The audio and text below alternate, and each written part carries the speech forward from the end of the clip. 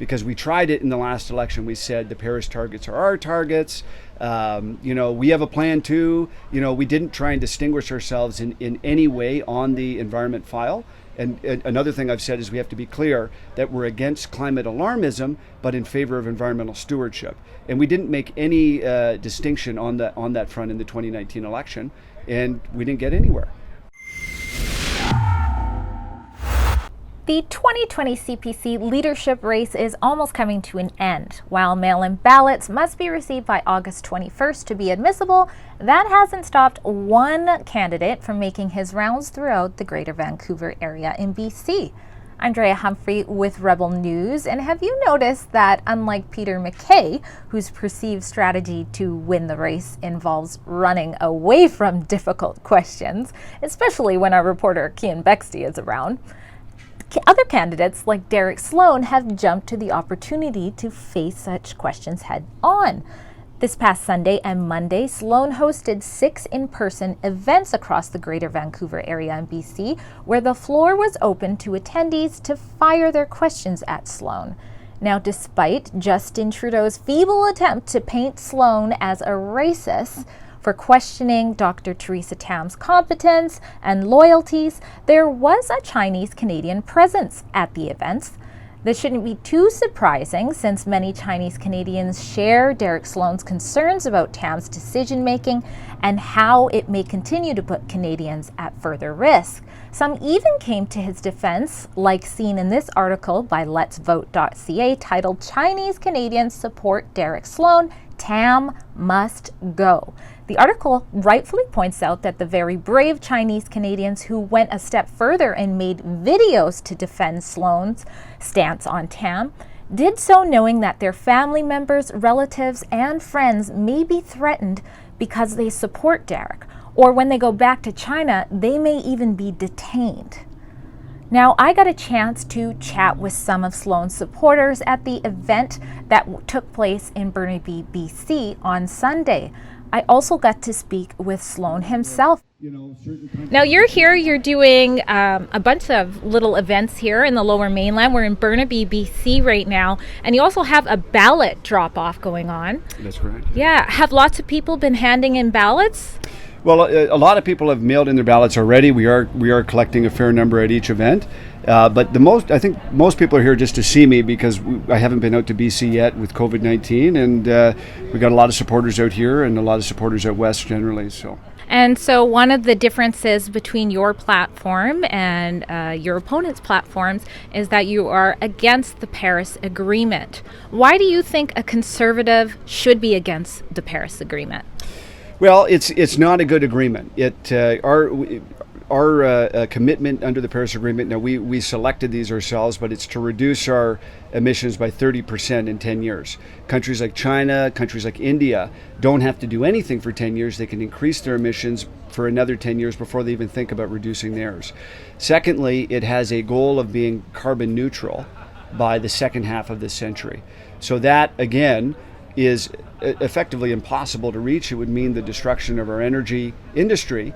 And to me, there's no point in being in an agreement that you can't meet the criteria of anyways. And secondly, the agreement should really be called, let's give money to China for free while we shut down our energy industry. Because, there's two different rules. There's rules for Canada and there's rules, for developed Western countries. And there's rules for other countries like China that basically give them licenses to pollute.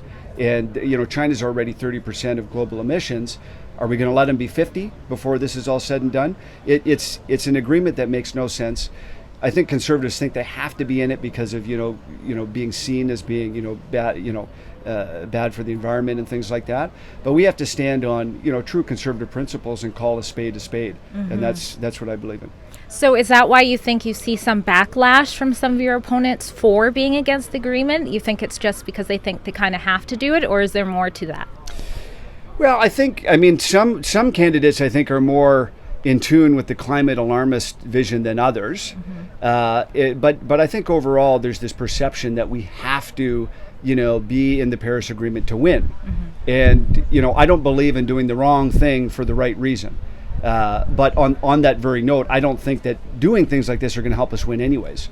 because we tried it in the last election. We said the Paris targets are our targets. We have a plan too. We didn't try and distinguish ourselves in any way on the environment file. And another thing I've said is we have to be clear that we're against climate alarmism, but in favor of environmental stewardship. And we didn't make any distinction on that front in the 2019 election, and we didn't get anywhere. All right. So I think in closing, now we're at the home stretch of the race. I think the ballots need to be in by August 21st. What would be your closing statement to those watching Rebel News? Well, the good news is that I'm very unique amongst other candidates. I wish they were all this way, but I'm the clearest when it comes to Paris Agreement, when it comes to the fight against green energy subsidies, when it comes to the fight against the climate alarmism, when it comes to supporting Canadian sovereignty issues, when it comes to supporting civil liberty, populist issues with whether it be mandatory masks or mandatory vaccines or free speech, talking about social media banning, being hard on China, having the most ambitious firearms plan. To me, there's a real distinction in this race. Of course, not all candidates are the same, but for me, there's a lot of things I'm doing that other people are not.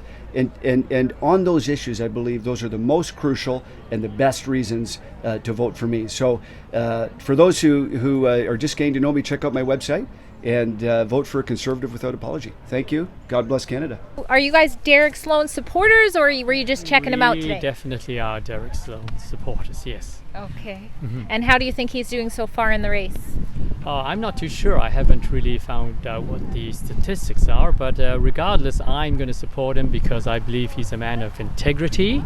He has values, and he's going to hopefully put conservatism back on to track as to where it's supposed to be. We should stop compromising with the Liberals, thinking that just because we compromise, we'll get the votes. We need something different, a fresh alternative. We have not had an alternative like this. So regardless of whether he wins or he doesn't win, I believe a man like this with integrity should be supported. So what do you think if someone like Peter MacKay wins? You're here at a Derek Sloan. He's a disaster. He's a disaster? Basically, Peter MacKay is bought by the corporate world. He's bought and paid for. First of all, and he's also a globalist. He's a one world government person.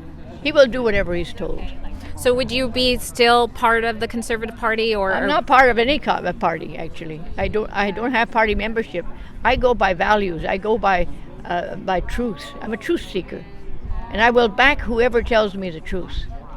What do you think is going to happen to the Conservative Party, or how would your views change or stay the same if someone like Peter MacKay was to win?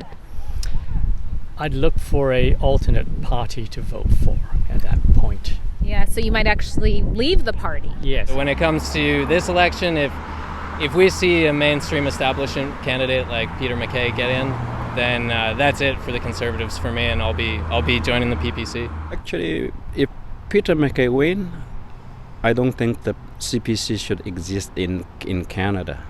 It will become the Liberal Party version 2.0. Derek Sloan has been criticized by mainstream media for, it isn't surprising, for questioning Dr. Theresa Tam's competence. Right. Now, what do you have to say about that? I agree with him. She needs to be fired. It's not a racial issue. I'm Chinese, and I'm a retired doctor, and she was incompetent. And she's reverted on a lot of her policies, and so I think she does need to be fired. This is not a racial issue. So, comment below. What are your thoughts on how the Conservative Party will change based on which of the four candidates win? I'm Drea Humphrey with Rebel News. Have you lost all faith in Dr. Theresa Tam's ability to perform effectively as Canada's Chief Public Health Officer? Then you can join over 53,000 Canadians who feel the exact same way and that have signed our petition at firetam.ca. After all, the well-being of Canadians far outweighs political correctness.